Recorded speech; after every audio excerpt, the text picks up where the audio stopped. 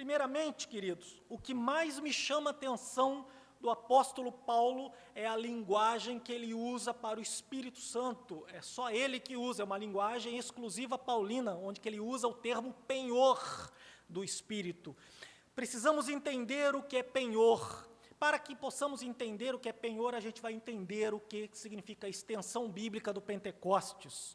Penhor é uma palavra jurídica, ou seja, uma palavra jurídica que significa garantia, garantia de alguma coisa. Eu te dou isso se eu não fizer isso. Garantia de pagamento, garantia de prestação, a certeza de que será feito algo. Agora, o que me chama a atenção, como que pode Jesus penhorar o próprio Espírito? Isso é uma loucura, queridos. Jesus próprio penhorou o Espírito. O que significa isso? Significa que se a obra de Jesus não fosse concretizada, se a obra de Jesus não fosse qualificada da forma como ele disse, se a obra de Jesus não fosse estendida para a salvação dos eleitos de Deus, o Espírito Santo não viria.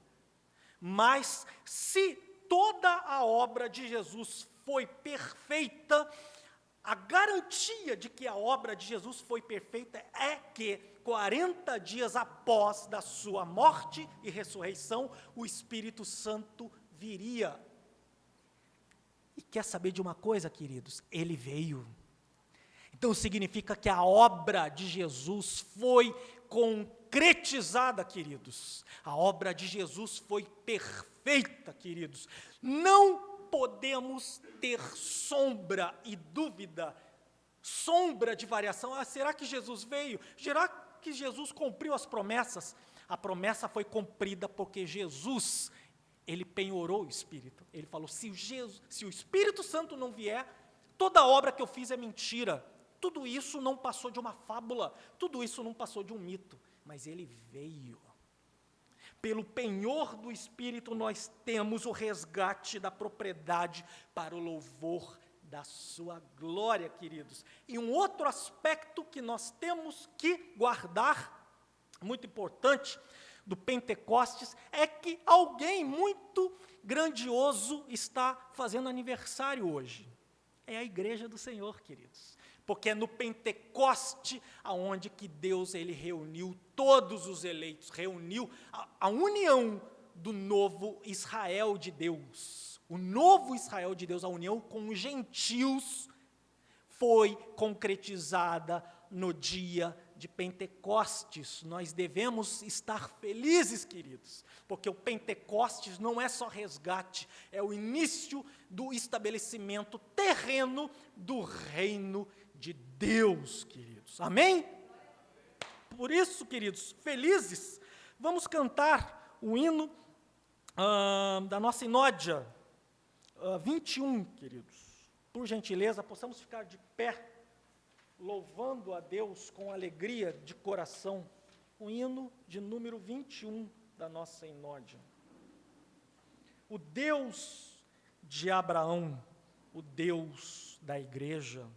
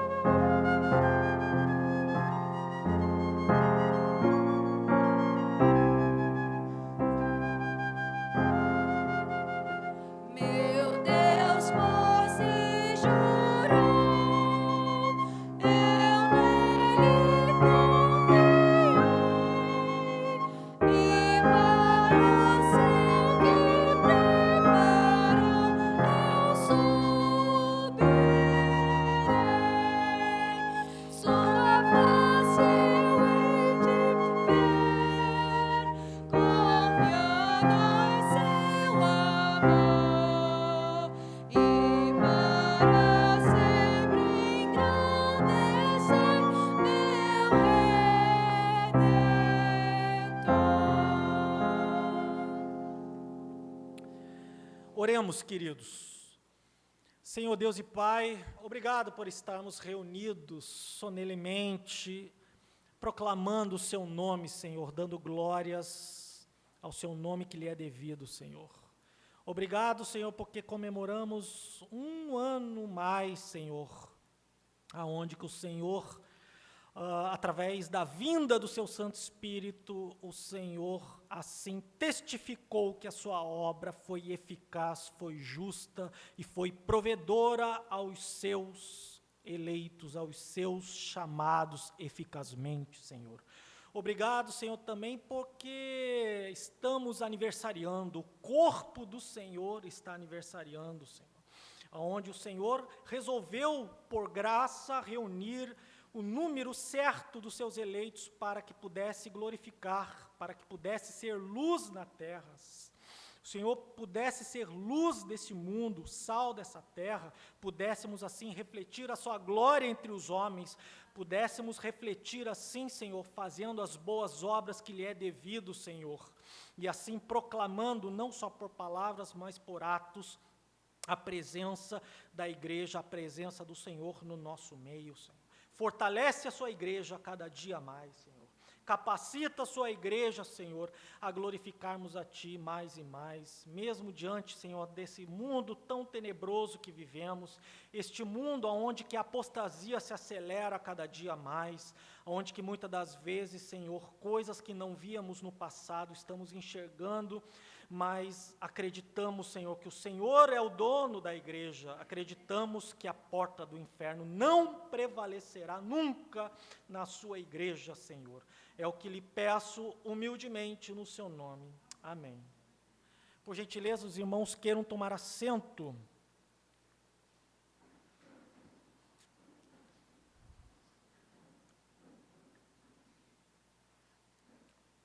Queridos, ato de contrição, a nossa igreja também, além de adorar ao Senhor, a nossa igreja também, nós como cristãos também reconhecemos que erramos, reconhecemos que temos falhas. Gostaria de compartilhar um texto muito oportuno, na segunda carta do apóstolo Paulo à igreja de Corinto, no seu capítulo 5, versos 5 a 17. Perdão, queridos, segunda epístola dos Coríntios, capítulo 5, verso 17, apenas um verso para a nossa meditação.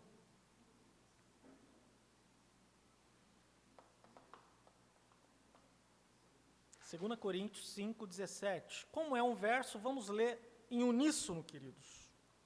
Todos acharam?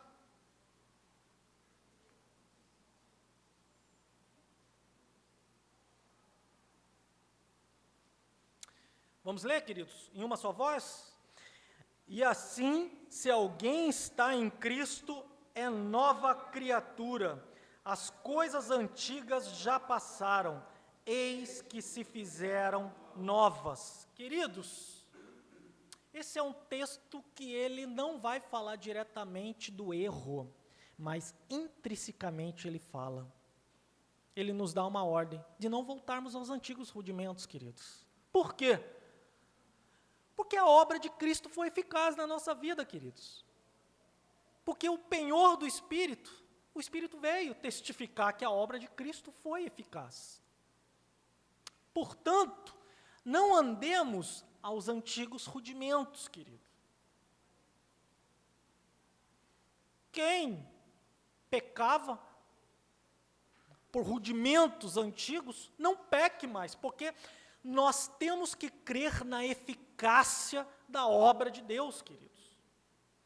Nós temos que crer que Jesus nos limpou de toda a culpa, queridos. Mas é bem verdade que alguns resquícios ainda continuam, queridos.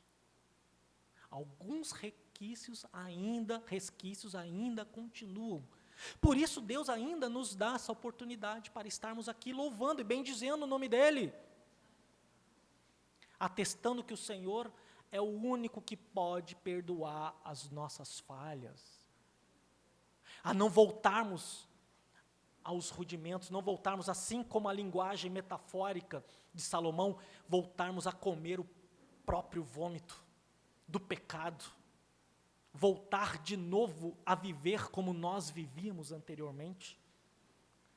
Nós temos que crer que nós somos novas criaturas, queridos. Viver como novas criaturas. Viver com a mentalidade diferente, queridos. Viver com proceder diferente. Viver com linguajar diferente. Caminhar diferente, não caminhar em caminhos tortos. Isso é voltar aos antigos rudimentos. Nós somos nova criatura. Qual é a extensão da salvação de Cristo? É nos fazer novo de novo. Que nós possamos viver assim, queridos. Mas Deus nos abre esse momento, por graça, por misericórdia, para que nós possamos orar e confessar as nossas falhas. Por isso, queridos, vamos ficar um tempo conversando com Deus, esse Deus que está inclinado, por graça, um Deus se inclina a ouvir as suas criaturas. Isso é graça, queridos. Nós temos aqui hoje esse Deus que se inclina a ouvir o pedido dos seus filhos. Que nós vamos aproveitar esse momento, queridos. Vamos ficar alguns minutos em silêncio. Aí eu peço para que o nosso irmão Wagner, querido Wagner, possa romper o silêncio com uma oração audível. Oremos, queridos.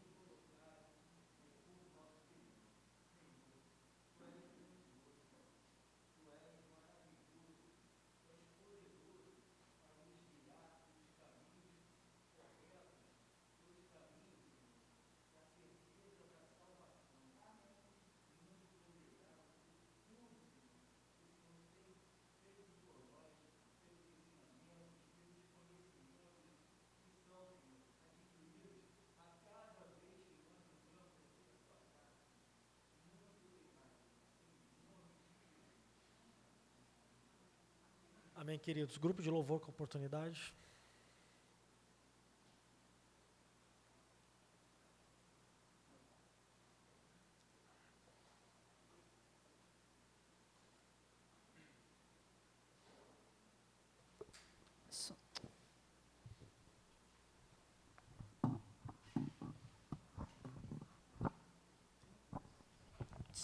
Som.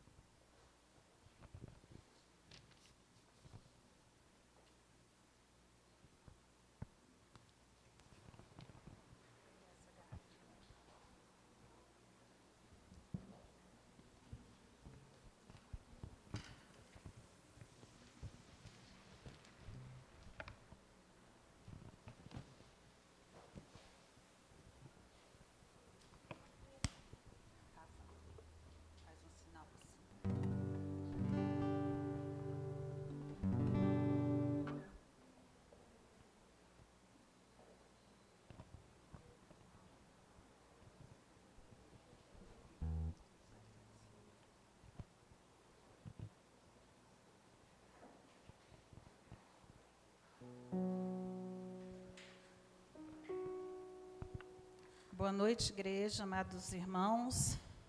Vamos nos colocar em pé para adorar o nosso Deus, nosso Senhor Todo-Poderoso. Vamos agora cantar uma música que foi apresentada à igreja domingo passado, que fala do Senhor Criador, que criou terra, céu e mar, e é esse Deus maravilhoso que nós agora vamos adorar. Senhor da criação.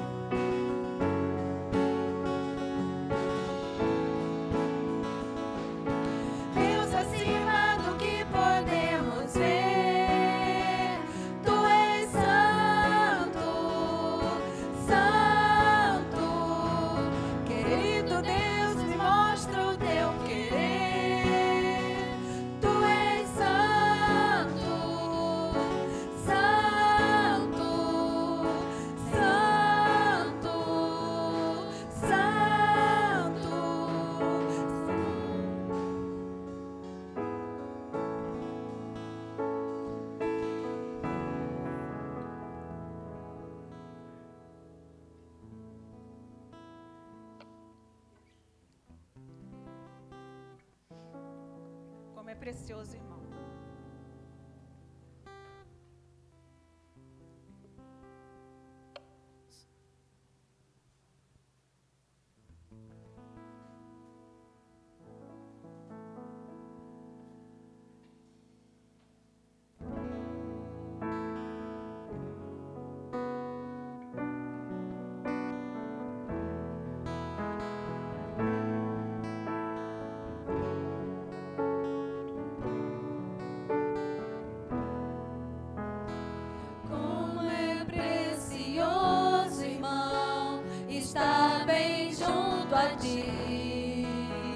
E juntos lado a lado andarmos com Jesus, expressarmos o amor que um dia Ele nos deu pelo sangue do Calvário. Sua vida trouxe a nós a aliança do Senhor.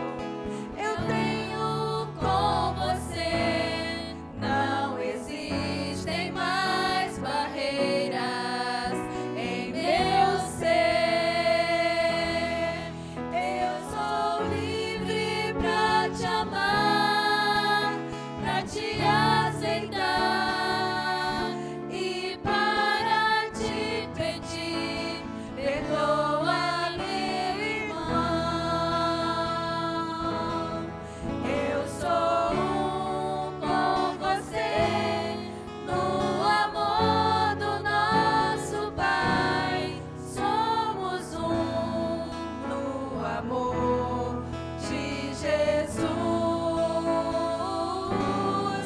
Eu sou um com você, no amor do nosso Pai. Somos um no amor de Jesus.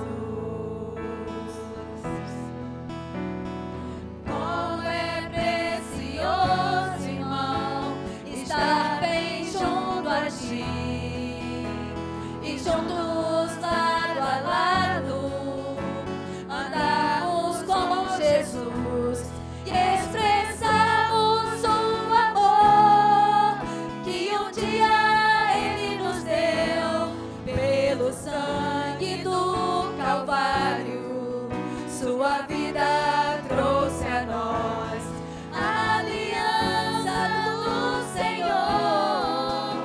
Eu tenho com você, não existem mais barreiras em meu ser. Somos livres, eu sou livre pra te amar, pra te aceitar e para te pedir, perdoa meu irmão. Eu sou um com você, no amor do nosso Pai. Somos um no amor de Jesus. Eu sou um com você, no amor do nosso Pai. Somos um no amor de Jesus. Somos um no amor de Jesus. Somos um no amor de Jesus.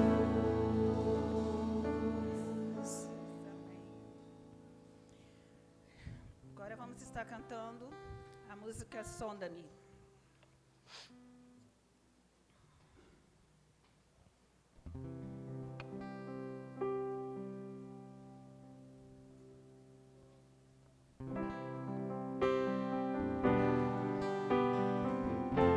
Você pode se assentar e fazer dessa música uma oração ao Senhor. Peça ao Senhor que te use, que sonde o seu coração, mas seja verdadeiro na sua adoração. Sonda-me, Senhor, e me conhece. Quebranta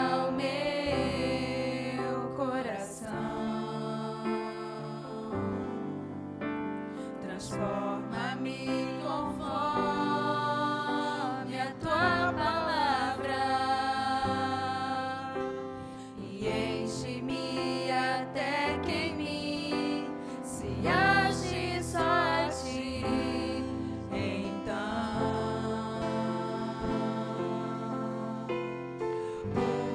usa-me, Senhor.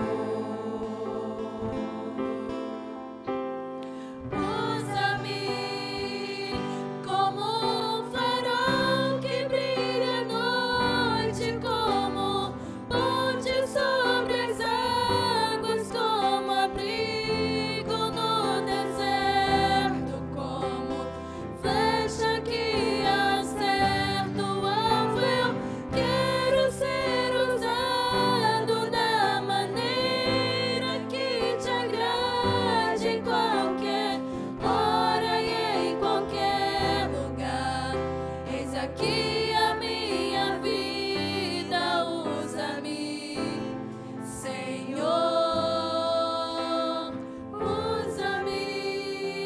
Sonda-me, sonda-me, Senhor, que me conheces.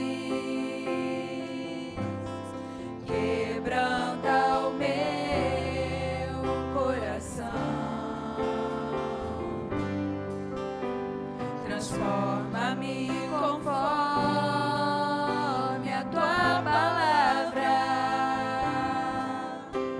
e enche-me até que em mim se ache só a ti. Então,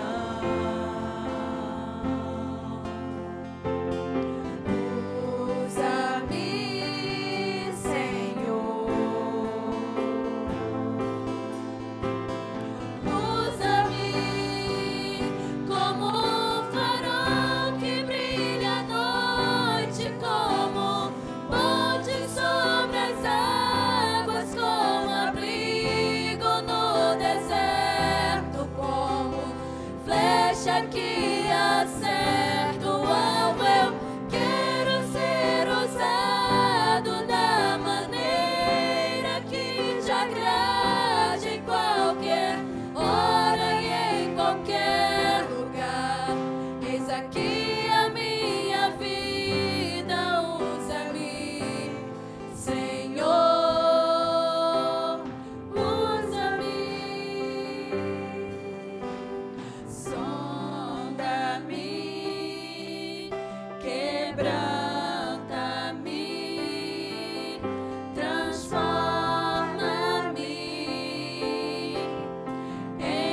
enche-me e usa-me.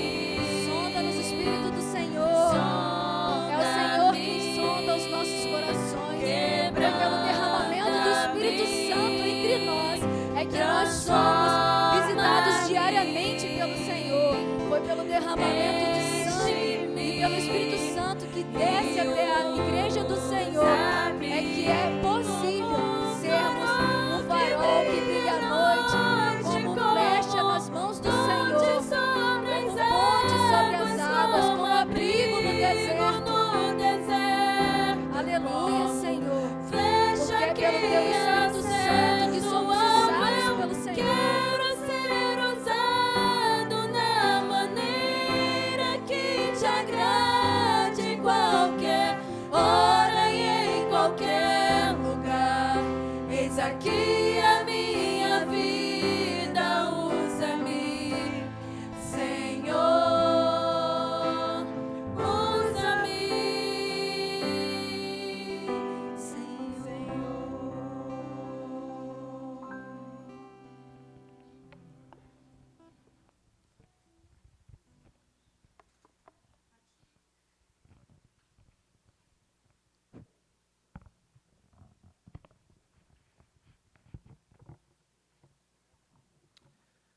Deus abençoe ricamente o grupo de louvor da nossa igreja. Ato de gratidão, queridos.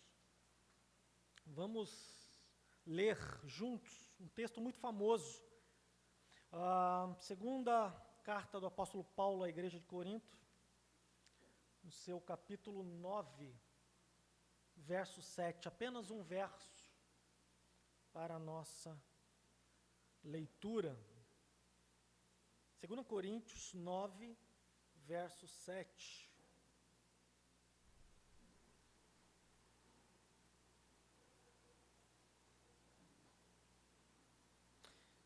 Vamos ler em uníssono apenas esse verso para a glória do Senhor.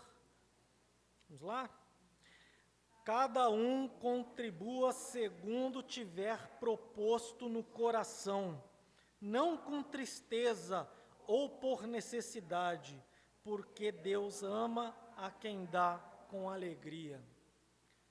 Queridos, o apóstolo Paulo, ele é brilhante, queridos.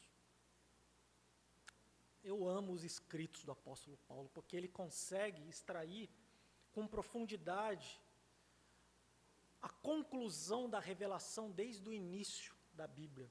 É como se fosse um cordão, que é onde ele vai se desdobrando, até o apóstolo Paulo chegar no cume da revelação. Foi assim ao explicar sobre os gêmeos, Esaú e Jacó. Foi assim ao explicar sobre Abraão. Foi assim ao explicar sobre a circuncisão. Foi assim ao explicar sobre o projeto de salvação de Cristo. Foi assim ao explicar sobre a predestinação.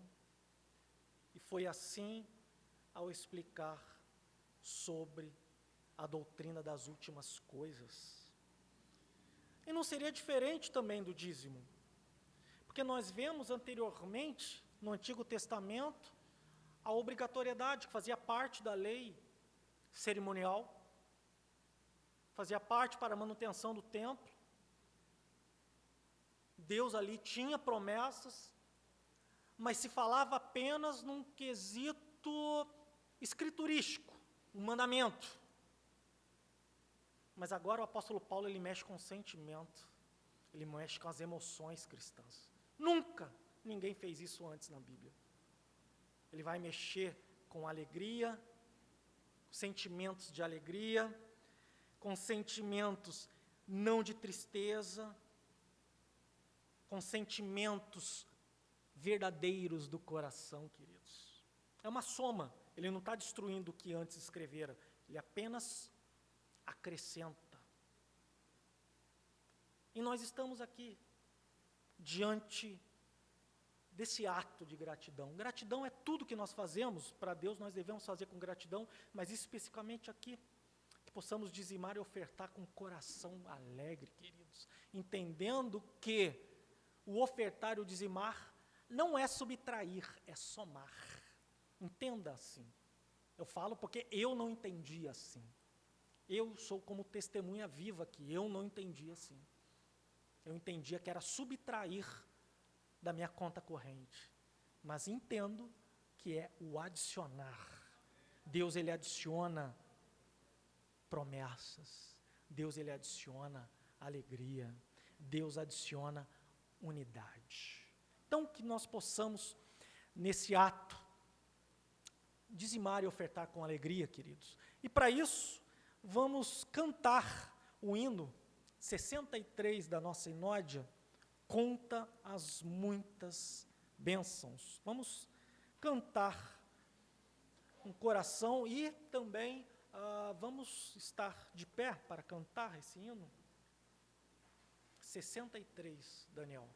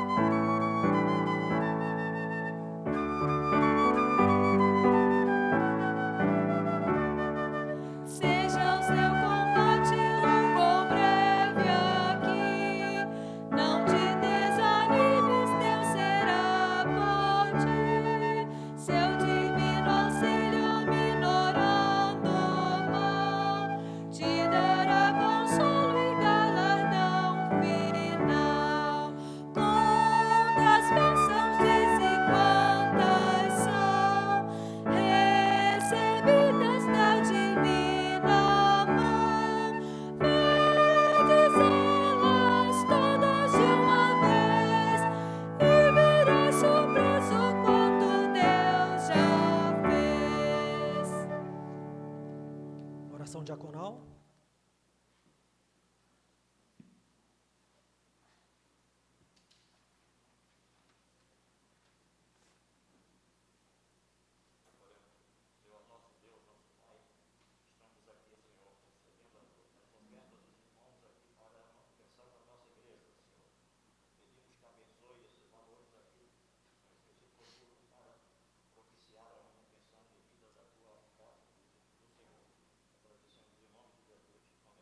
Amém. Queridos, queiram tomar assento. Antes de passar a palavra para o mensageiro dessa noite, que será o licenciado Fábio, queria dar alguns recados. Queridos, o primeiro recado é a importância de frequentarmos os cultos ou os estudos, propriamente dito, que a igreja ela tem oferecido como corpo de Cristo. Estamos notando o quórum abaixando a cada semana dos cultos de quarta-feira. É importante que o irmão venha, lembre daquele entendimento que estar na igreja é adição, não é subtração. Eu não tenho tempo, mas o Senhor, nós não conseguimos entender a mente do Senhor, mas o Senhor faz com que nós tenhamos tempo para todas as coisas, quando nós damos o tempo devido à obra dEle. Que nós não possamos usar esse artifício para não frequentarmos. Estamos com a equipe ótima de docência. Temos o licenciado Fábio, temos o reverendo Geraldo, temos o reverendo Carlos Júnior, que é o pastor da igreja. Então, é um time muito competente e é uma oportunidade de estarmos juntos, reunidos, para aprendermos a palavra do Senhor. Da mesma forma, também falo da escola dominical. Vejo que a escola dominical também está, aos poucos, um pouco sem quórum, os irmãos deixando de vir. Nós entendemos as necessidades dos irmãos, mas é importante que estejamos também reunidos para aprendermos da palavra. Uma outra coisa, estamos trabalhando, juntamente com o reverendo Carlos Júnior, alguns projetos que nós temos lançado, juntamente com o crivo da sua aceitação, projetos grandiosos, porque nós pensamos grandiosamente para essa igreja, porque o Senhor merece o melhor de cada um de nós. Teremos, não posso entrar em muitos detalhes por causa para não causar falta de decoro aqui, porque o pastor...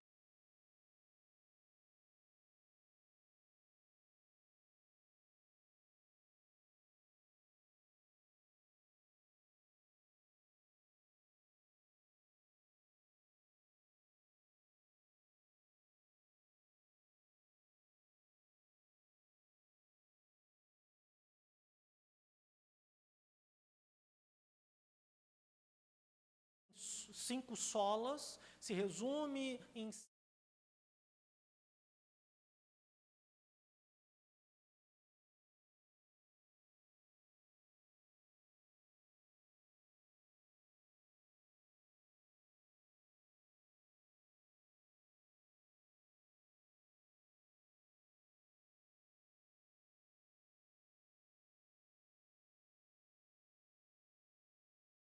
cultural, foi um movimento econômico, foi um movimento político, foi um movimento social, queridos. Então, é uma cosmovisão. Ser calvinista, ser reformado, a gente se intitular como reformado, é você ter uma visão ampla de todos esses, ainda tem a economia, a educação, foi um movimento educacional também, queridos. A reforma, ela traz respostas para todos os nossos questionamentos que nós temos, desses pilares que nós acabamos de mencionar. Então, nós estaremos estudando, fazendo palestras, não só nessa nossa igreja, mas chamando pastores de fora para estar aqui contribuindo para o ensino, para o nosso entendimento como igreja. Uma outra coisa também que nós estamos estudando, junto com o reverendo Carlos Júnior, é a hipótese de nós fazermos um café teológico. O que é café teológico? Trazer um pregador de fora, da área Rio ou de outro estado, para ele vir aqui numa tarde, falar sobre um tema diverso e no intervalo, mas só que a dinâmica seria diferente. No intervalo teria um coffee break, né? E depois desse coffee break seria uma mesa redonda, onde que os irmãos teriam a oportunidade de perguntar, tirar suas dúvidas a respeito da palestra que foi dada por esse convidado. Então, são atividades que geram, primeiramente, missionária, porque isso vai atingir pessoas de outros rincões religiosos, então a gente tem que entender isso, e é algo para o crescimento, que a igreja ela está pensando no corpo como um todo, então que nós possamos prestigiar. E por fim, está se aproximando o aniversário da igreja. O pastor me incumbiu de fazer a parte histórica da igreja numa Bíblia comemorativa. Estou angariando fundos históricos, já peguei a ata de fundação aqui da igreja, estou esperando também os documentos de ata da igreja de bancários, porque nós saímos da igreja de bancários, então estou juntando todos esses dados para começar a elaborar um escrito, para colocar também com fotos, para termos uma Bíblia comemorativa da nossa igreja. Então, pense que a igreja ela está trabalhando, valorizamos o corpo de Cristo como um todo. Então, nós queremos também a presença dos irmãos para juntos estarmos unidos num só propósito e crescendo, lembrando que o povo perece por falta de conhecimento, queridos. Tá? Então, agora sim, convido no ato de edificação o licenciado Fábio, que estará trazendo a mensagem. Gostaria de orar pelo irmão. Oremos. Senhor Deus Pai, é chegado o momento áureo desse culto, Senhor. Apesar que tudo que fizemos foi para a sua glória, mas agora é um momento onde que o Senhor mesmo usa o mensageiro e o Senhor mesmo fala aquilo que o Senhor quer para cada um de nós, Senhor. Prepara os nossos corações, ilumina através do seu Santo Espírito para que possamos entender e aplicar da melhor forma possível para que haja crescimento e unidade do seu corpo, Senhor. É o que eu lhe peço humildemente no seu nome. Amém. Deus abençoe.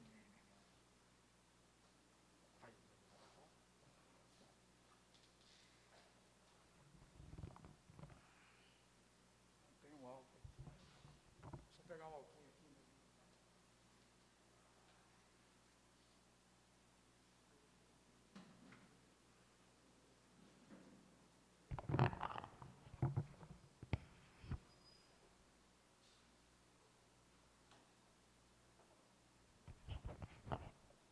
Boa noite aos amados irmãos. Eu saúdo a todos com a graça e a paz do nosso Senhor e Salvador Jesus Cristo.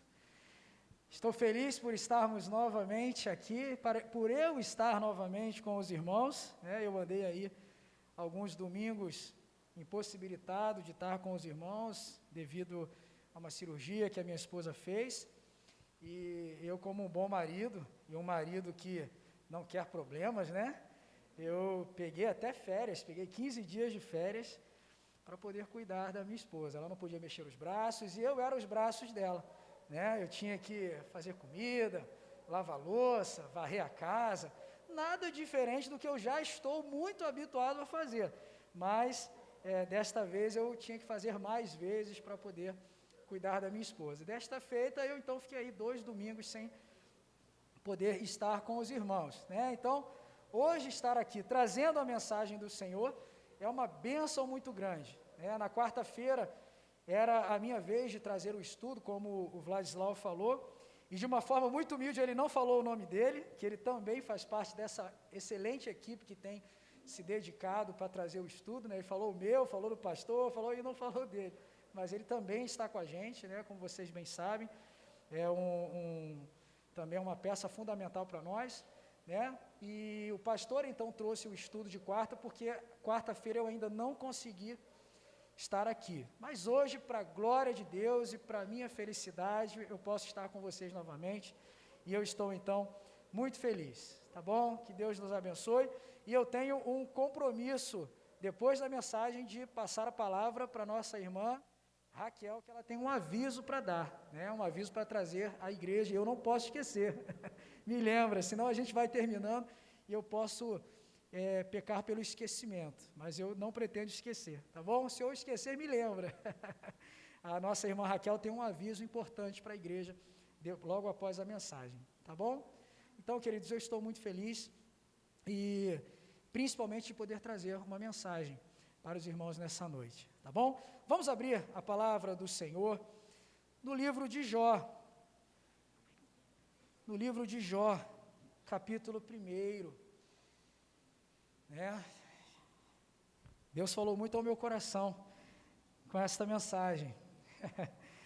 A gente vai preparando a mensagem, né, Vaslau? E a mensagem é para os irmãos, mas a mensagem vai falando com a gente vai ficando, e por vezes a gente se pega chorando, preparando o sermão e vendo como Deus quer falar com o seu povo, como Deus quer falar com a sua igreja. Então, nesse momento nós estaremos lendo o livro de Jó, no capítulo 1, dos versículos 1 ao versículo 12, tá?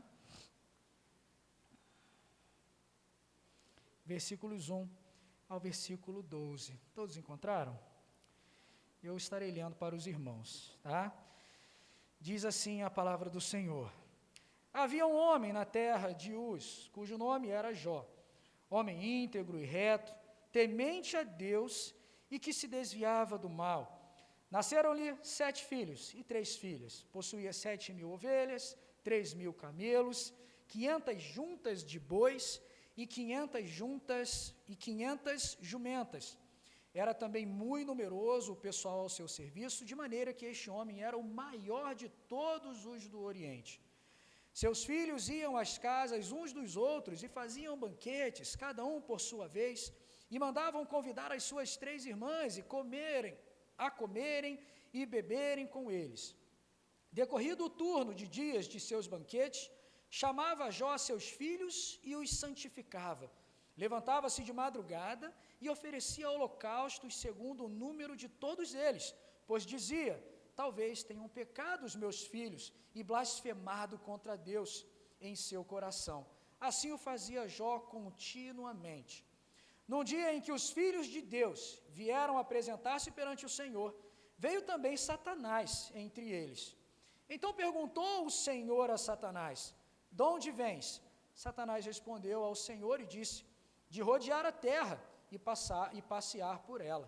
Perguntou ainda ao Senhor a Satanás: observaste o meu servo Jó? Porque ninguém há na terra semelhante a ele, homem íntegro e reto, temente a Deus e que se desvia do mal. Então respondeu Satanás ao Senhor: porventura Jó debalde teme a Deus?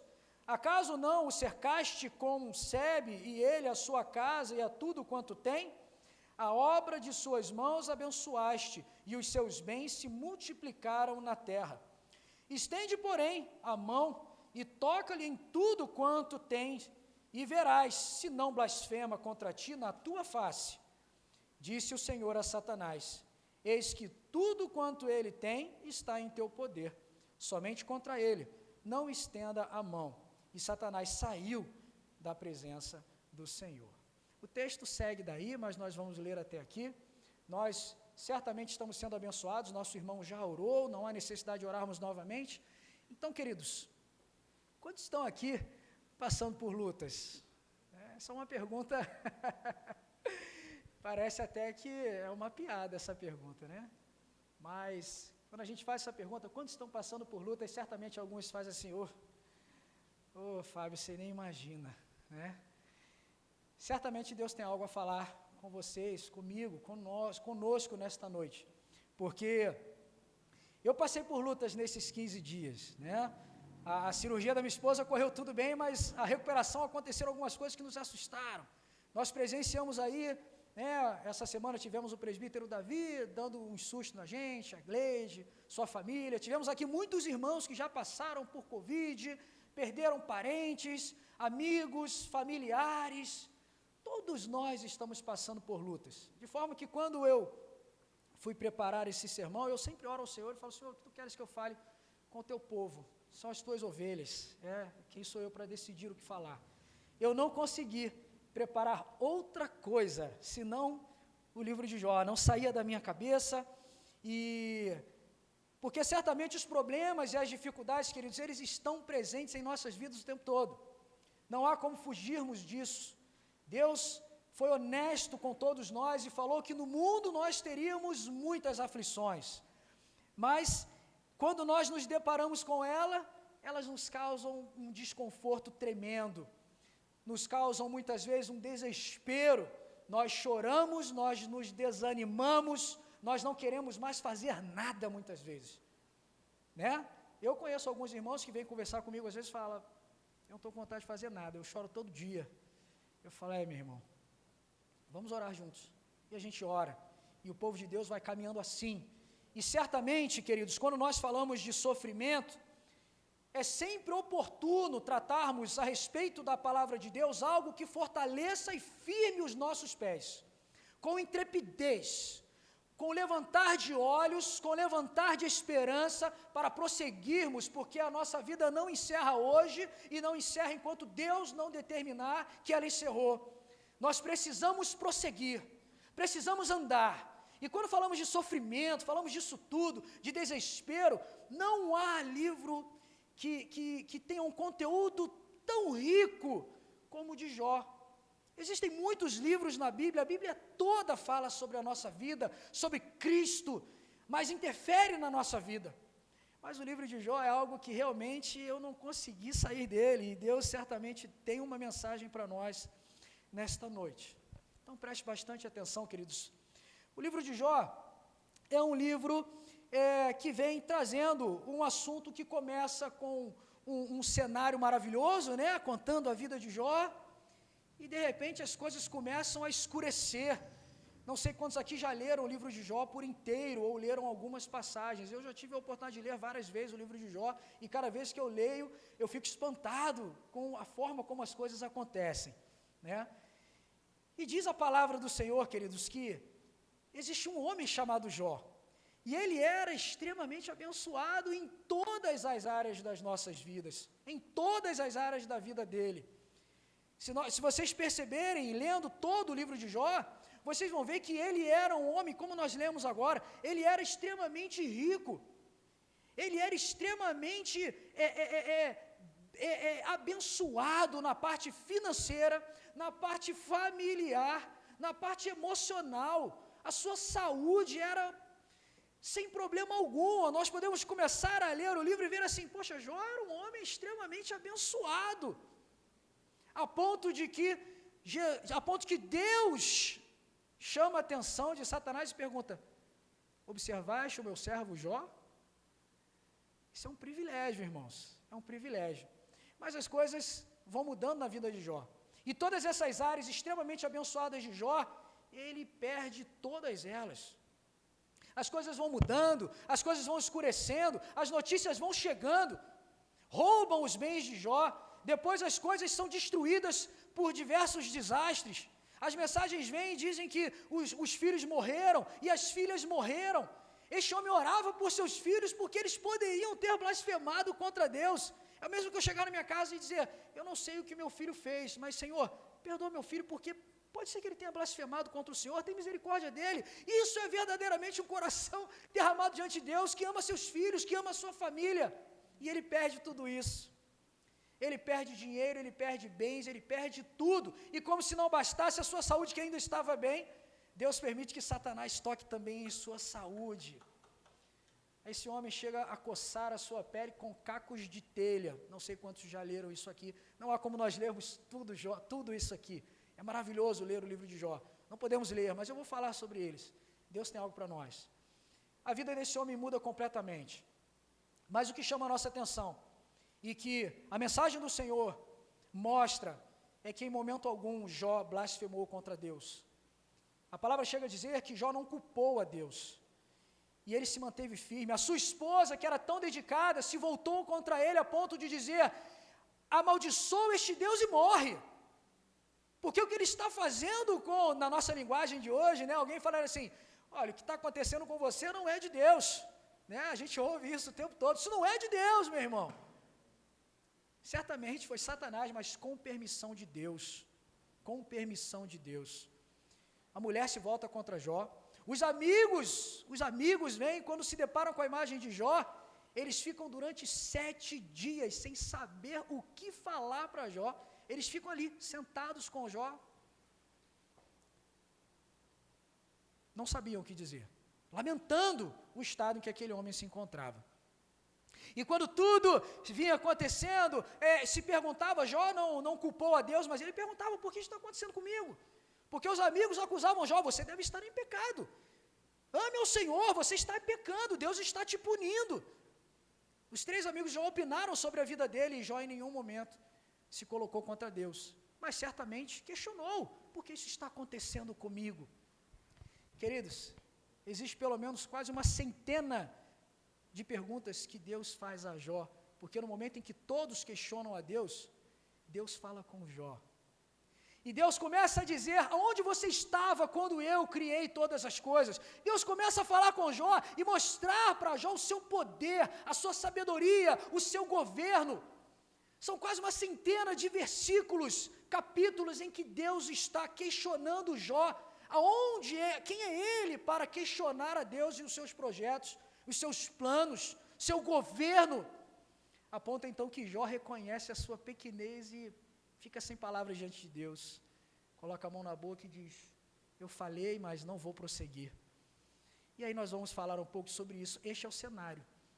Eu gosto muito de observar que Satanás, ele fala com Deus, e aí Deus, ele fala de Jó, e Deus então, e Satanás então, começa a incitar, dizendo que Jó só ama a Deus porque ele é um homem abençoado.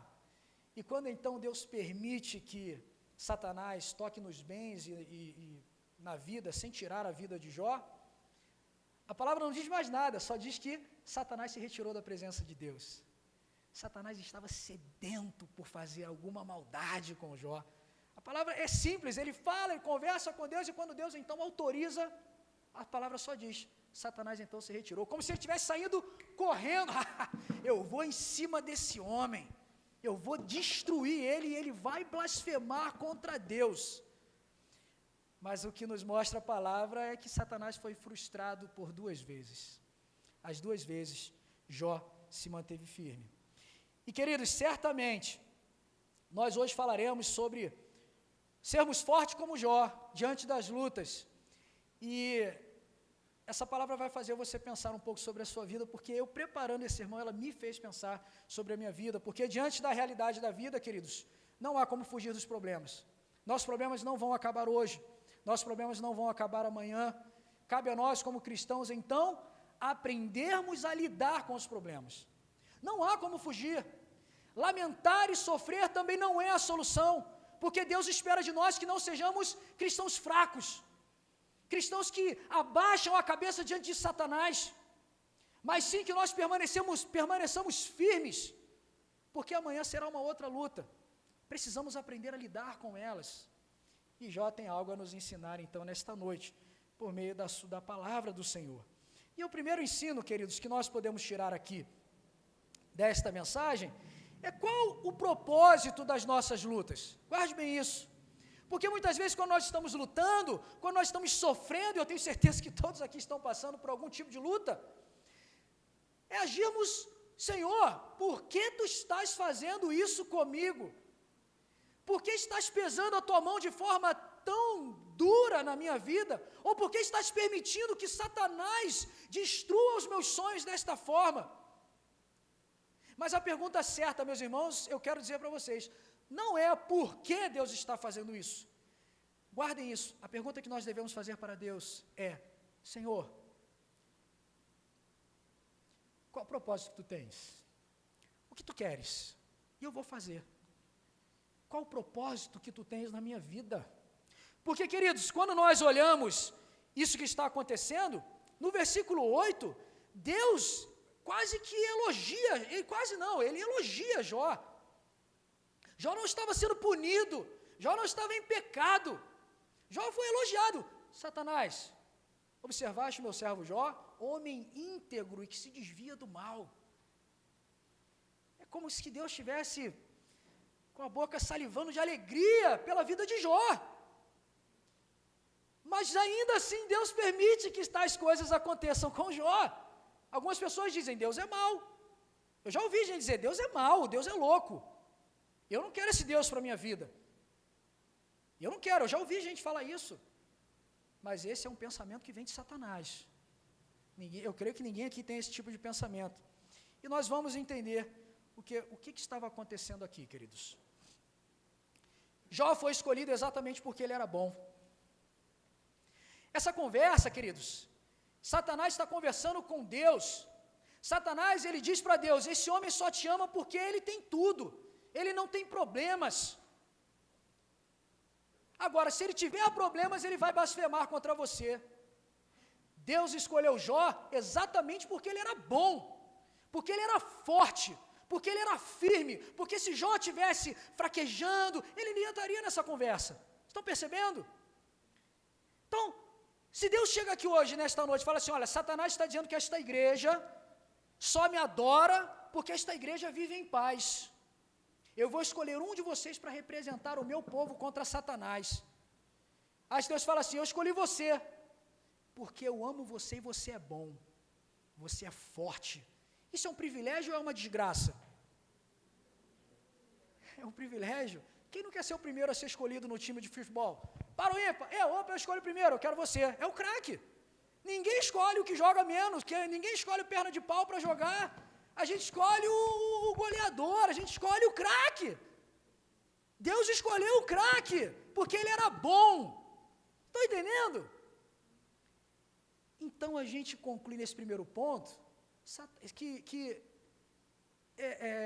Jó estava apenas cumprindo o seu papel como cristão. O sofrimento de Jó era prova de que ele era capaz de cumprir o propósito que Deus colocou na vida dele naquele momento. Jó foi escolhido como advogado de Deus para esbofetear Satanás. Então a gente tem que parar de olhar a vida de Jó e falar assim, rapaz, a vida de Jó, rapaz, eu não queria estar na pele desse homem. Eu não queria. Já ouvi gente falar isso, eu não queria estar na pele de Jó. Mas espera aí, quem não quer estar na pele de Jó é porque não quer ser aquele craque escolhido por Deus. Estão começando a entender por que Jó está passando por isso? Jó está passando por isso que é bom. E nós temos que ser crentes bons. Ninguém entra numa igreja e fala assim, olha, eu estou aqui, eu creio em Jesus, mas eu sou um crente ralé, eu sou fuleira, não me chama para nada, porque eu não quero nem beber a água dessa igreja. Eu estou aqui só porque eu acredito em Jesus. Ninguém faz isso. Nós estamos na igreja do Senhor porque queremos ser bons cristãos, firmes na presença do nosso Deus, com passos firmes que alegrem o coração do nosso Pai. Mas junto com isso, queridos, é isso, Deus nos escolhe para as melhores e mais pesadas missões. Se você está passando por luta, meu irmão, levanta a tua cabeça porque Deus tem um propósito na sua vida. Você foi escolhido para que Deus prove algo por meio da sua vida. E não sou eu que estou falando. Jó foi escolhido porque era bom. Jó foi escolhido porque era bom. Querem ver um exemplo? A gente vê um atleta, né? O atleta ele acorda às 5 da manhã, ele treina e treina mais. E quando ele fica cansado, ele treina mais. E ele é alimentação completamente regrada e ele treina com um único objetivo: vencer. Ninguém treina para perder, ninguém treina para morrer, ninguém treina para chegar lá e ser humilhado. A gente treina para vencer. Jó era um cristão, Jó era um homem que Deus admirava por ser bom. Um atleta treina porque ele quer vencer, ele quer ganhar a medalha de ouro. Mas como que se ganha a medalha de ouro? Quando ele é provado, quando ele vai lá e compete. É isso, nós somos cristãos e queremos ser bons cristãos. Mas a gente só vai provar da vitória se nós passarmos pela luta. Estão entendendo o que está acontecendo com Jó? Então você é escolhido porque é bom. E não porque você é um coitadinho, queridos. Nós não somos crentes coitadinhos. A nossa visão precisa mudar a respeito disso. Nós somos cristãos bons. E a nossa pergunta para Deus não é: por que estás fazendo isso? Senhor, me faz entender. qual é o teu propósito, Pai? Porque está doendo demais. A vida de Jó doeu, não estou dizendo que foi fácil não, doeu. Mas no final nós vamos ver que Jó entendeu o propósito dele. 1 Coríntios capítulo 9, versículo 23 e 27 diz assim: tudo faço por causa do Evangelho.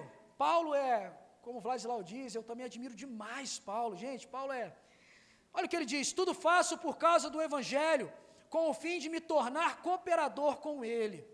Não sabeis vós que os que correm no estádio, todos na verdade correm, mas um só leva o prêmio. Correi de tal maneira que o alcanceis.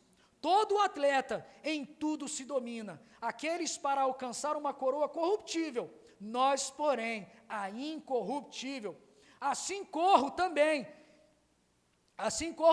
eu, não sem meta, assim luto, não como desferindo golpes no ar, mas esmurro o meu corpo e o reduzo à escravidão, para que, tendo pregado a outros, não venha eu mesmo a ser desqualificado.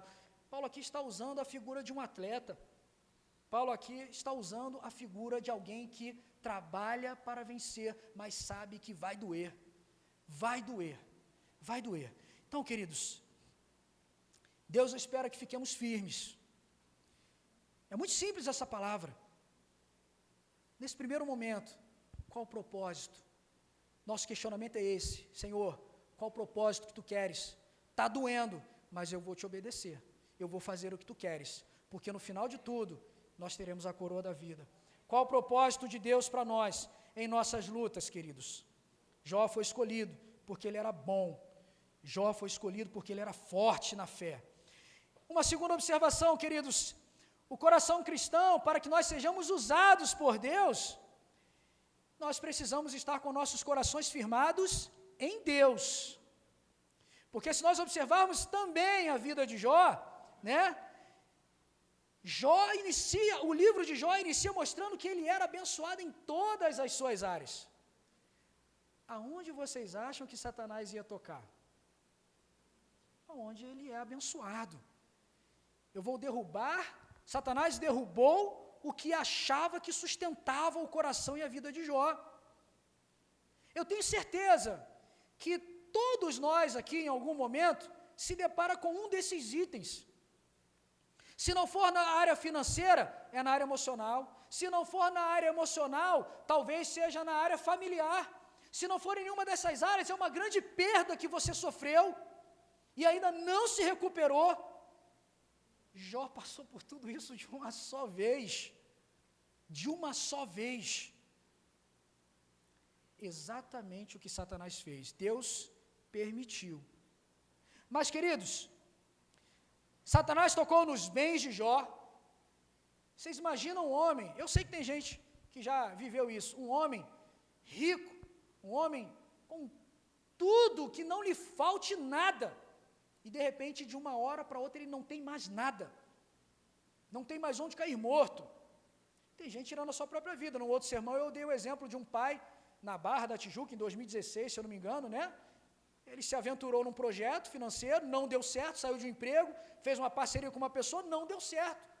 Entrou em desespero, matou a esposa, jogou os 2 filhos da varanda e se lançou em seguida. Vocês lembram disso? Eu já usei esse exemplo aqui num sermão, porque é terrível isso. Depois foram ver, o homem não estava nem endividado, ele simplesmente entrou em desespero. Não estava preparado para passar por esta luta, mas não era também um homem temente a Deus. Jó perdeu seus filhos, Jó perdeu a saúde, Jó perdeu inclusive a paz no seu casamento, porque sua mulher se voltou contra ele. Mas, queridos, o que alegra o nosso coração é que Deus sabia que seria assim.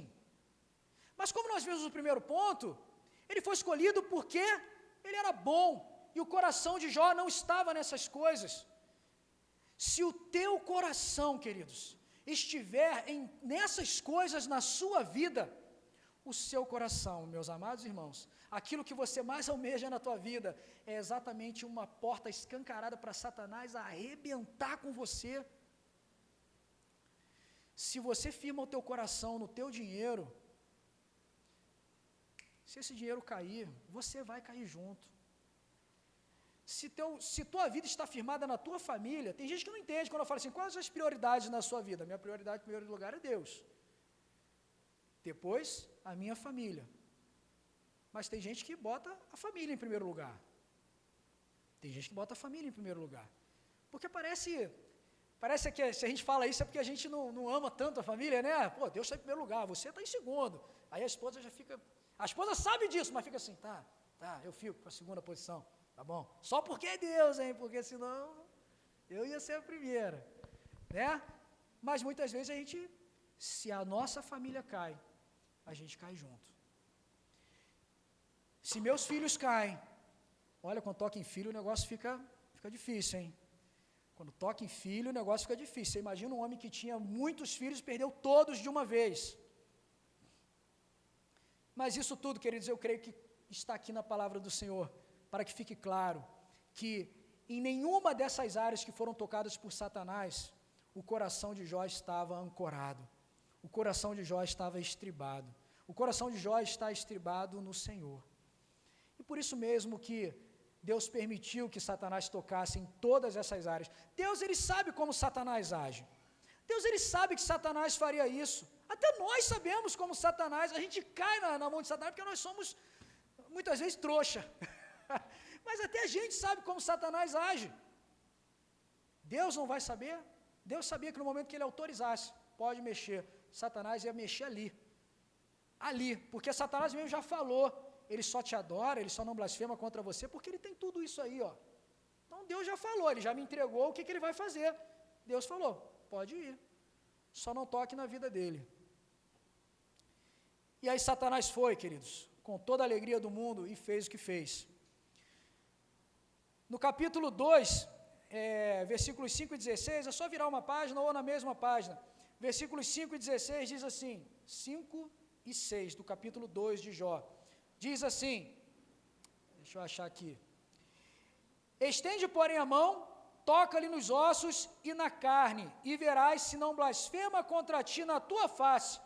Disse o Senhor a Satanás, eis que ele está em teu poder, mas poupa-lhe a vida. Porque Satanás voltou diante do Senhor frustrado, porque Jó não tinha blasfemado contra Deus, mesmo perdendo tudo.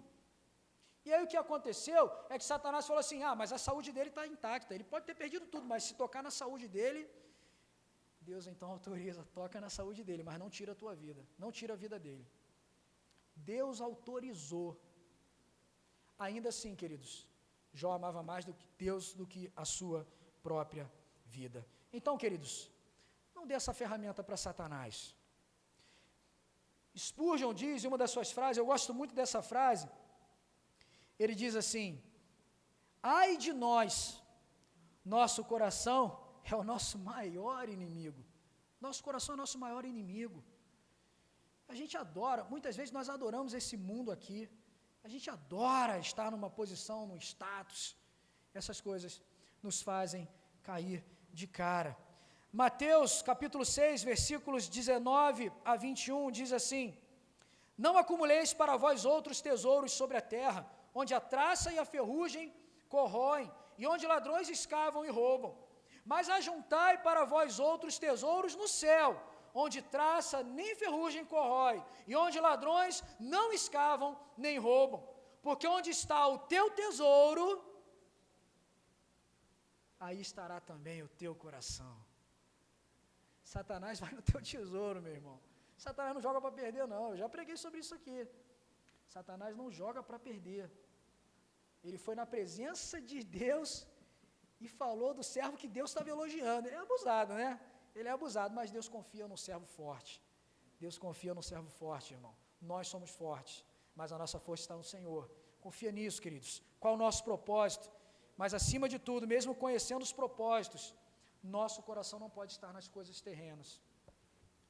Seu coração, o nosso coração precisa estar nas coisas de Deus, porque Satanás pode tocar aonde ele quiser, você não vai cair. Você não vai cair se o teu coração estiver firmado em Deus. Por isso Jó não acusou a Deus.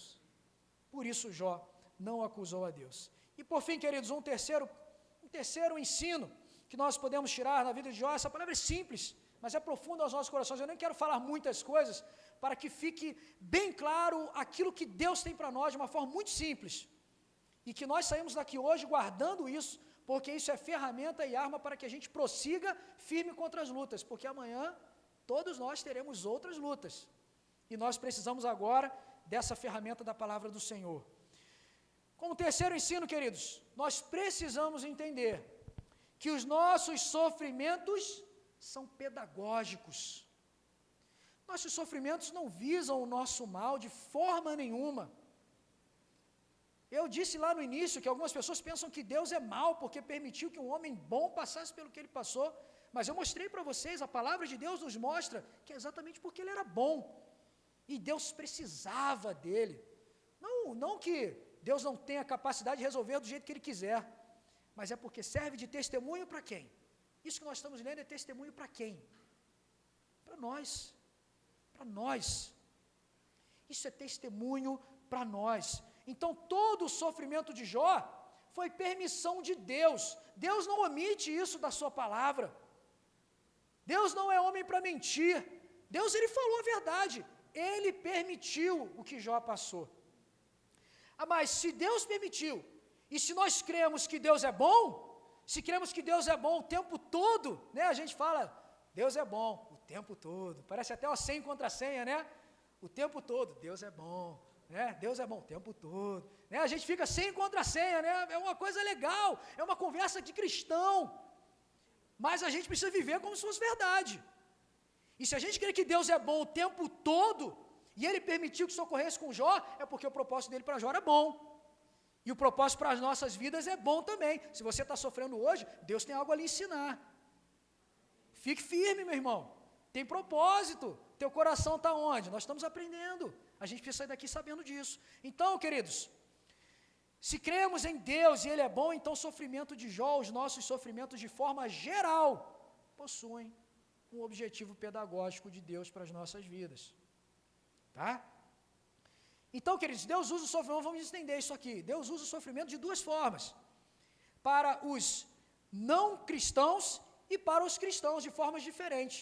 Isso eu até consultei sobre isso, mas é isso mesmo. Tá?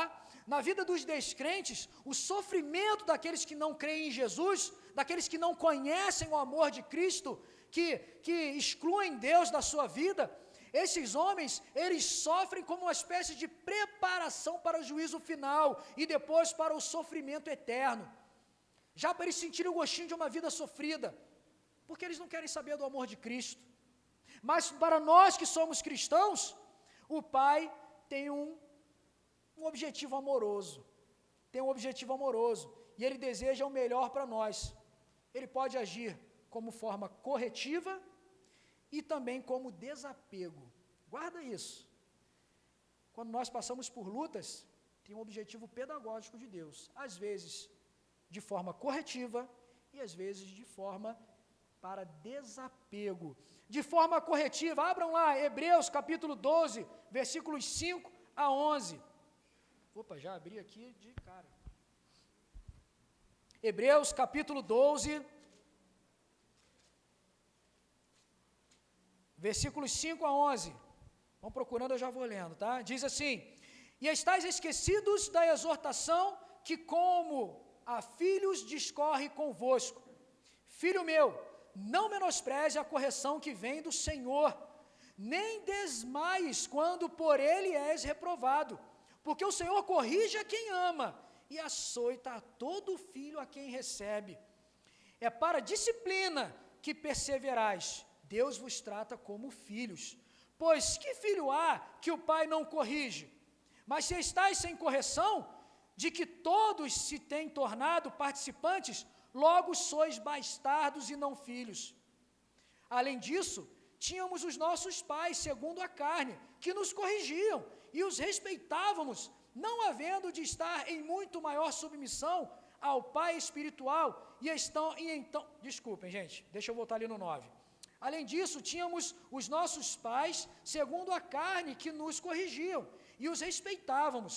Não havemos de estar em muito maior submissão ao Pai espiritual, e então viveremos? pois eles nos corrigiam por pouco tempo, segundo melhor lhe parecia. Deus, porém, nos disciplina para aproveitamento, a fim de sermos participantes da sua santidade. Toda disciplina, com efeito no momento, não parece ser motivo de alegria, mas de tristeza. Ao depois, entretanto, produz fruto pacífico aos que têm sido por ela exercidos, frutos de justiça. Olha aí, Deus usa muitas vezes sofrimento como disciplina para os servos que Ele ama, para os seus escolhidos. É o caso de Jó? Não. Mas Deus também usa o sofrimento na vida dos seus filhos como desapego. Abram lá a segunda carta de Paulo aos Coríntios, capítulo 12 também, ó. Segunda carta de Paulo aos Coríntios, capítulo 12, versículos 7 a 10. Eu vou lendo. Olha o que diz. Acharam? 2 Coríntios 12, 7 a 10. E olha só, eu gosto demais dessa passagem. E para que não me ensoberbecesse com a grandeza das revelações, foi-me posto um espinho na carne, mensageiro de Satanás, para me esbofetear, a fim de que não me exaltasse. Por causa disto, 3 vezes pedi ao Senhor que o afastasse de mim. Então ele me disse, a minha graça te basta, porque o poder se aperfeiçoa na fraqueza. De boa vontade, pois, mais me gloriarei nas fraquezas, para que sobre mim repouse o poder de Cristo, pelo que sinto prazer nas fraquezas, nas injúrias, nas necessidades, nas perseguições, nas angústias, por amor de Cristo, porque quando sou fraco, então é que sou forte. Paulo sabia do tamanho do ministério que ele tinha. Paulo não era um homem comum. As cartas de Paulo foram eternalizadas na palavra do Senhor, ensinam a multidão de cristãos. Deus tinha um propósito enorme, como Jó.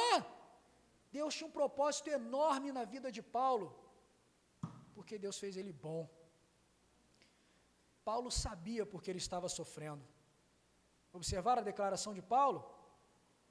Um espinho na carne, enviado de Satanás, para que eu não me exaltasse.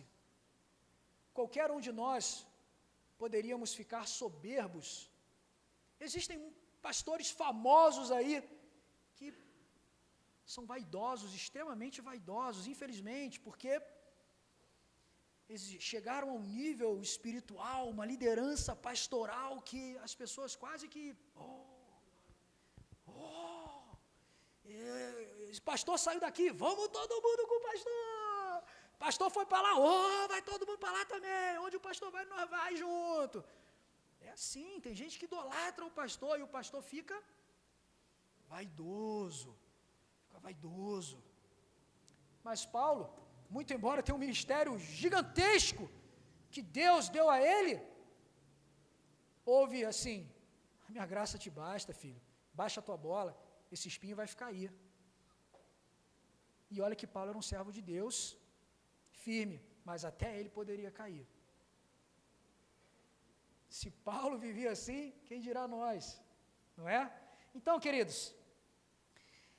Deus usa sofrimentos para que nós venhamos a nos desapegar desta terra, porque o seu lugar e o meu lugar é na guarida celestial, mas a gente se apaixona por essa terra, a gente se apaixona por essa vaidade, a gente hoje está lutando, mas amanhã a gente fica um pouquinho melhor, estou nadando na graça, estou nadando na bênção, Deus é comigo hoje, aí tu fica bonitão, aí daqui a pouco, pum, Deus mostra para você quem somos nós. A minha graça te basta, é a palavra de Deus para nós. Sabe por quê? Porque o que Deus tem para nós é muito maior do que nós vivemos aqui. Essa miséria que nós vivemos aqui, é miséria, queridos. Miseráveis que somos, eu gosto dessa frase, você já sabe, eu já falei. Miseráveis que somos. João Calvino diz assim, nosso coração é uma fábrica de ídolos. Eu gosto dessa frase também. Palavras de Calvino. Nosso coração é uma fábrica de ídolos. Idolatramos até muitas vezes uma cadeira. Aquela cadeira do papai, né? Cadeira do papai. Ninguém senta, a Terezinha já sabe, ninguém senta. Aí vem lá aí o pessoal, chega um rapaz lá, vai trocar parte elétrica, sei lá, o Lucas vai lá, vai trocar parte elétrica, aí senta na cadeira só para dar uma ajeitada no tênis. O camarada já vem lá de dentro igual um furacão. Levanta da minha cadeira! É idolatria da cadeira. Isso não é teologia não, mas acontece. É ou não é? Acontece. A gente idolatra. Tem gente aí que não bota tênis no pé esquerdo. Tem gente que fez assim, porque dá azar? Dá azar se botar o tênis no pé esquerdo? Eu falei esquerdo, eu falei direito, é esquerdo. Tem gente que ainda acredita nisso, cristão, que não bota tênis no pé esquerdo, porque diz que dá azar, tem que botar primeiro o direito. Que bom que ninguém sabe disso aqui.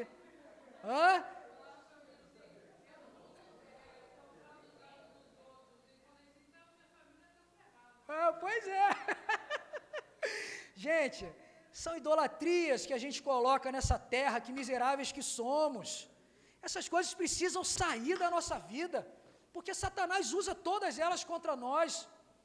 Satanás usa nossas fraquezas, por isso nós precisamos ficar fortes. Mas a palavra de Deus também nos mostra aqui, para que a gente já vá terminando, que a vida de Jó tem um fim diferente do que parece. Começa tudo às maravilhas, vai para um buraco estranho, o negócio fica feio para o lado de Jó, mas depois as coisas mudam. Jó capítulo 38, vamos lá para o final agora, porque não tem como eu ler Jó todo, então a gente bate os principais pontos para a gente perceber o que Deus tem para nós. Terminando já. Jó capítulo 38, versículo 1.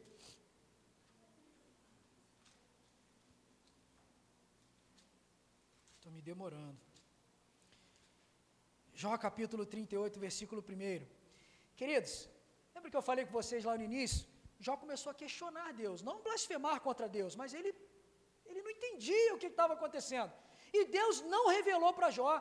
Se vocês leem o livro de Jó, Deus não falou para Jó, olha só, você é uma bênção, e eu usei você para que Satanás fosse envergonhado. Deus não deu satisfações a Jó. Então, quando todos falavam de Deus, todos colocaram, os amigos de Jó começaram a colocar, Jó, você está em pecado, Jó, você está passando por isso, é por isso, você precisa se restaurar com Deus, olha para Deus, Deus é todo poderoso. E aí Jó também questiona, Senhor, o que está acontecendo? Deus então vem e fala com Jó. Capítulo 30, versículo 1 diz assim, depois disto, o Senhor, do meio de um redemoinho, respondeu a Jó. Quem é este que escurece os meus desígnios? Isso é Deus falando. Com palavras sem conhecimento. Ninguém sabe o que Deus tinha planejado ali. As pessoas estavam falando asneiras. 3. Cinge, pois, os lombos. Olha a ordem de Deus para Jó. Cinge, pois, os lombos como homem, pois eu te perguntarei e tu me farás saber. Onde estavas tu quando eu lançava os fundamentos da terra? Quem lhe pôs as medidas, se é que sabes? Ou quem estendeu sobre ela o cordel? Sobre que estão fundadas as suas bases? Ou quem lhe assentou a pedra angular, quando as estrelas da alva juntas alegremente cantavam e rejubilavam todos os filhos de Deus? Ou quem encerrou, e assim Deus vai falando com Jó. Deus começa, é como se Jó estivesse assim, Senhor, o que está acontecendo? E Deus então vem com o seu tamanho, e mostra para ele o seu poder, a sua sabedoria, o seu governo, e Jó vai fazendo assim, é verdade, eu não sei nada, miserável que sou, e Jó vai ouvindo, se vocês forem andando, passa o capítulo 38, vai para o 39, Deus continua falando, e passa o 39, chega no 40, versículos de 1 a 5 do capítulo 40, olha o que diz, disse mais o Senhor a Jó, acaso quem usa de censuras, contenderá com o Todo-Poderoso? Quem assim arguia a Deus que responda? Aí Deus deu a palavra a Jó, a palavra de Jó. Então Jó respondeu ao Senhor e disse, sou indigno, que te responderia eu, Senhor?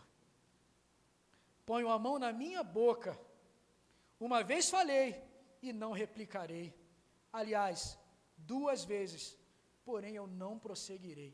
E não acabou por aí, versículo 6 em diante. Então o Senhor, do meio de um redemoinho, respondeu a Jó, e Deus continua falando: cinge agora os lombos como homem, eu te perguntarei e tu me responderás. Acaso anularás tu, de fato, o meu juízo?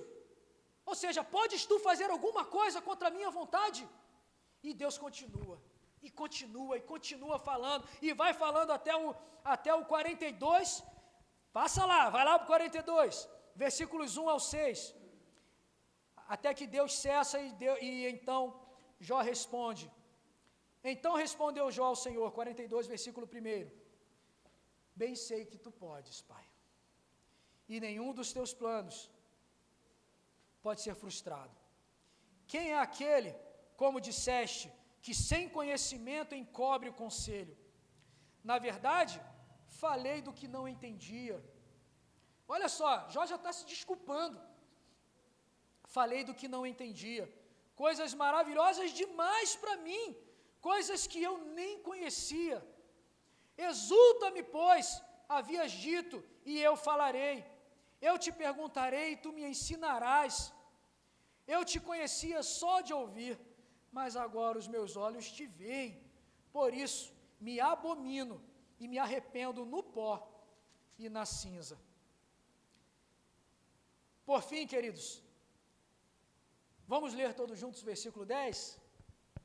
Vai lá, versículo 10, capítulo 42.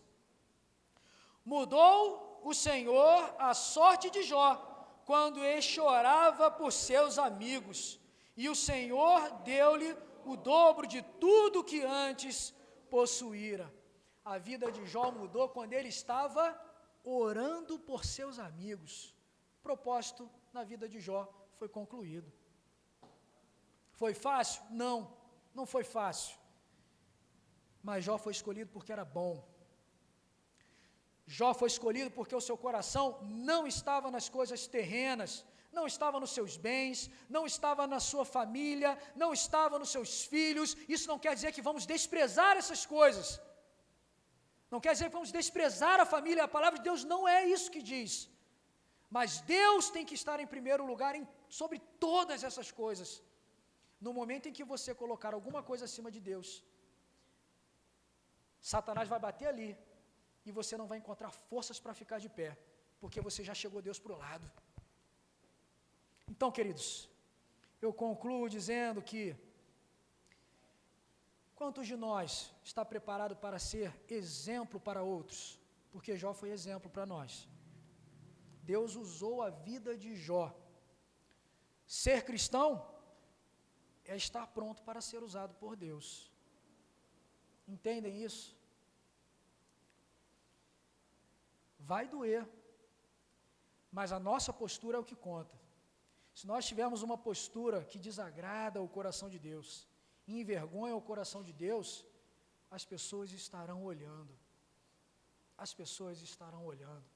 Então vamos levantar a cabeça, vamos seguir em frente, porque amanhã tem uma nova luta, e a gente precisa estar firmado no Senhor.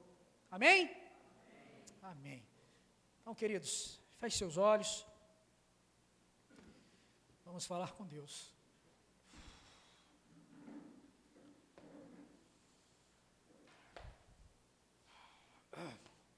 Pai querido, nós louvamos ao Teu grandioso nome, Pai. Louvado seja o Teu nome, Pai. Aleluia, Senhor. Tu és maravilhoso, Pai. Obrigado pela Tua palavra, Deus, que tanto nos ensina. Obrigado, Senhor, porque Tu fizeste com Jó aquilo que precisava que fosse do nosso conhecimento também. Satanás foi esbofeteado por meio da vida de Jó. Ô, Senhor, existe uma frase de Lutero, Pai, que Tu sabes qual é, Pai. Quando Lutero recebia uma má notícia, Deus, ele dizia: vou cantar salmos para envergonhar a Satanás. São pessoas assim, Pai, que Tu espera, são ações assim que Tu espera de nós, ó Deus. Por isso nós clamamos que sem o Senhor não é possível, Deus.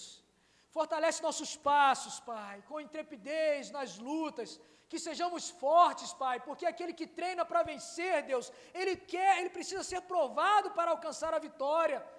E nós queremos treinar como cristãos, precisamos ser bons cristãos, mas para chegar à vitória precisamos lutar, precisamos competir, e não podemos desistir no meio do caminho, Senhor.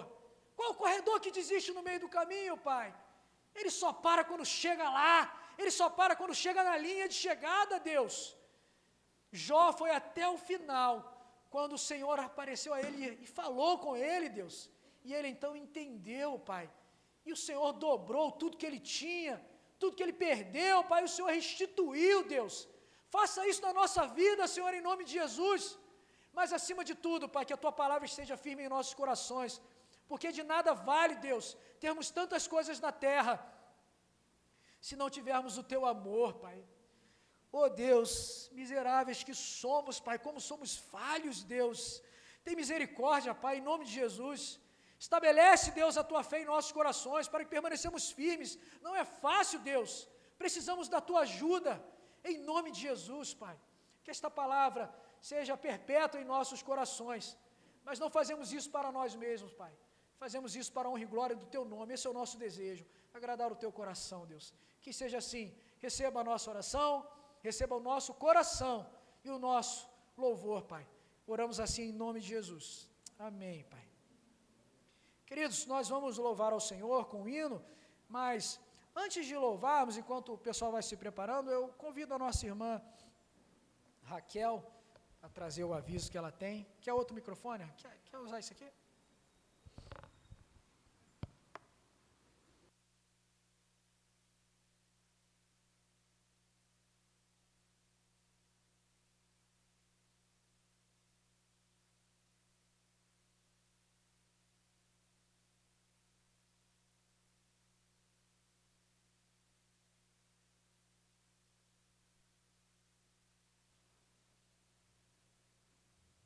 Boa noite, irmãos. A paz do Senhor. Eu não consigo falar direito com máscara, mas Deus está aqui protegendo o álcool gel e a gente vai passar o recado para vocês. Depois de uma mensagem maravilhosa dessa, né?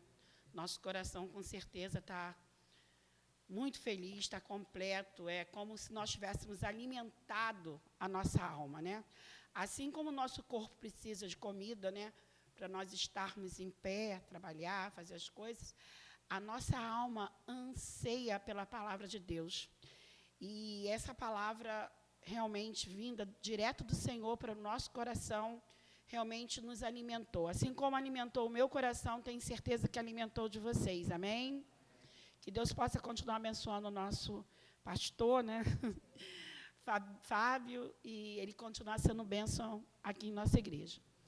Irmãos, olha só, é com muita alegria que eu tenho um recado muito importante para vocês. O nosso pastor, Antônio José, o nosso pastor Carlos Júnior, ele ontem me ligou e ele hoje não está aqui, né? Está pregando lá em Parque Royal. Mas ele me incumbiu de passar um recado muito importante para vocês.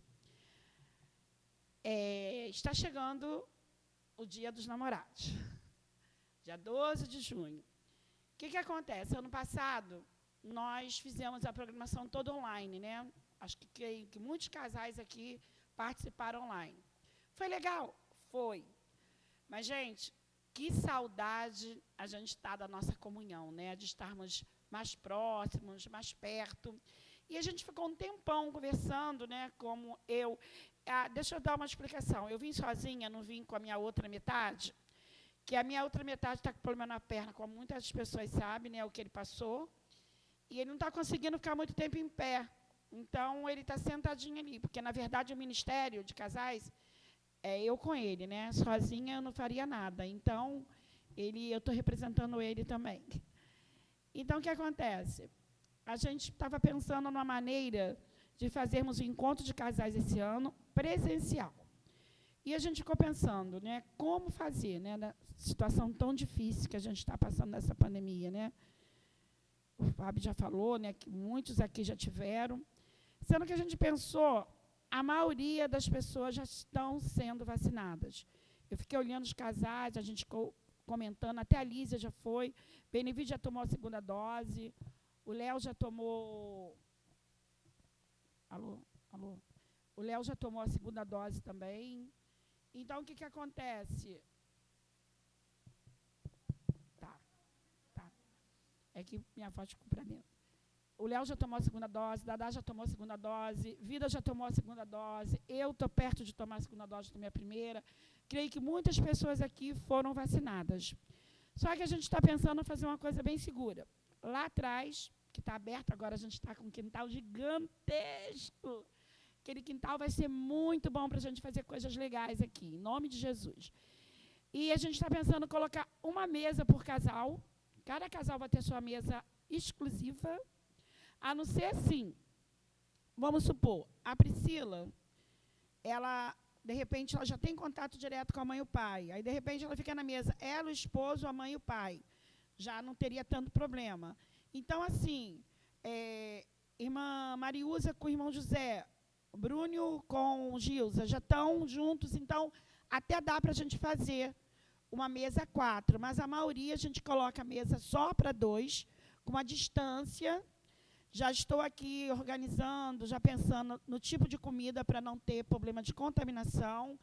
A gente vai pensar com muito cuidado na estratégia de servir, na estratégia de tudo. Vai ser esse ano bem cuidadoso, a gente vai ter muito cuidado. A gente também pensa assim, durante esse 1 ano e pouco de pandemia, será que algum casal aqui na igreja nunca foi no restaurante?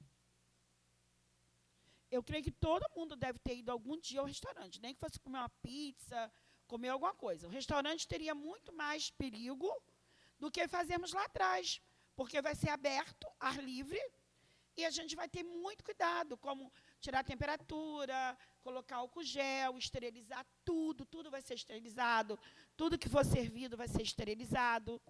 Então, eu não estou vendo grandes problemas da gente conseguir fazer. E pensei também, falei com o pastor, para nós não abrirmos para convidados de fora, ser só os nossos casais aqui da igreja, porque nós vamos ficar em quantidade pouca. Se a gente convidar as outras pessoas, vai acabar dando aglomeração, e é isso que a gente não quer. E eu fiz uma lista dos casais, eu acho que só os casais daqui já dá um número suficiente, porque como vai ser muitos casais uma mesa só, então a gente não vai ter também muito espaço. O tema do nosso encontro vai ser assim, na alegria ou na pandemia. E a gente vai desenvolver esse título com divisa, e quem vai ser o palestrante vai ser o pastor Carlos Júnior. Ele vai trazer a palestra, teremos momentos agradáveis, sociais também, estamos já elaborando tudo para ser bem agradável. Vai ser sábado. E eu fico pensando assim, está difícil a gente... Eu mesmo, de repente, não ia querer ir a algum restaurante com meu namorado. Por quê? Vai ter muitos jovens frequentando esses lugares, porque os jovens gostam até mais de comemorar, são mais animados, e nós não teríamos segurança de estarmos num lugar assim, muito cheio. Então, nós, aqui da igreja, vai ficar pensando como que a gente vai fazer. Então, se tiver alguma coisa aqui, com certeza vocês vão ter a alegria de vir, sabendo que vai ter todo esse cuidado, vai ser uma bênção, sem contar, gente, a saudade que a gente está de estar junto. Estou com muita saudade de trabalhar nesse encontro, da gente voltar a fazer alguma coisa. Então, assim, durante a semana, eu vou colocar o convite, já está pronto, mas eu vou colocar para cada casal que eu tenho em contato de vocês. Quem quiser vir, vai me responder logo. Eu estarei no dia 12. Ou então, espera um pouquinho, tem casais aqui que, de repente, tem compromisso de trabalho, de plantões, então tem que ver na agenda, ver direitinho. Mas quem puder vir, me avisa logo, porque eu tenho que saber a quantidade para comprar o tipo de comida, o que nós vamos fazer de sobremesa, o que a gente vai elaborar. Eu preciso da quantidade. Então, dia 12 de junho, Dia dos Namorados, nós teremos uma programação lá atrás. E não se preocupe se tiver frio, porque a gente vai ter também uma maneira de esquentar vocês lá atrás. Vamos pensar em tudo. Se chover, a gente também tem uma solução. Mas não vai chover, não. Vai ficar só frio, mas frio é bom. Então, irmãos, eu estou aqui representando a diretoria do Encontro de Casais. Sou responsável, mas eu tenho pessoas que trabalham junto comigo, que me ajudam. Não sou sozinha. E eu estou trazendo esse recado porque é com muita alegria que nós vamos fazer nosso encontro de casais presencial, porque ano passado foi tudo online. Então, eu conto com vocês. Se alguém tiver alguma dúvida, se alguém quiser dar ideia, seja super bem-vindo, né, sobre a segurança, sobre a maneira, tive uma ideia, Raquel, vamos fazer assim, lance de garfo, faca, prato, tudo vai ser esterilizado, vai ser embalado, vocês é que vão pegar, vai ter luvinha para pegar comida, tudo isso está sendo pensado. Mas eu aceito ideias, aceito sugestões e conto com vocês para ter uma noite agradável, uma noite romântica, nós ali juntinhos lá fora, com o nosso marido, nosso namorado, eterno namorado, né? E vamos fazer dessa noite na alegria ou na pandemia. Mas vamos estar sempre juntinhos, certo? Eu agradeço a oportunidade, Fábio. E vamos falar aqui no outro domingo e vamos já começar a ver a quantidade de pessoas que vai participar.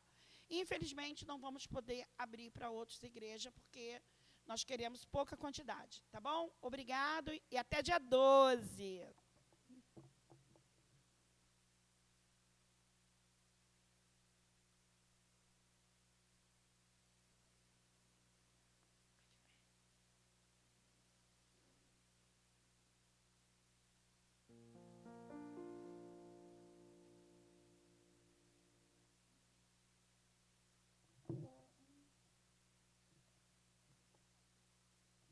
É 177, gente, o hino, desculpa.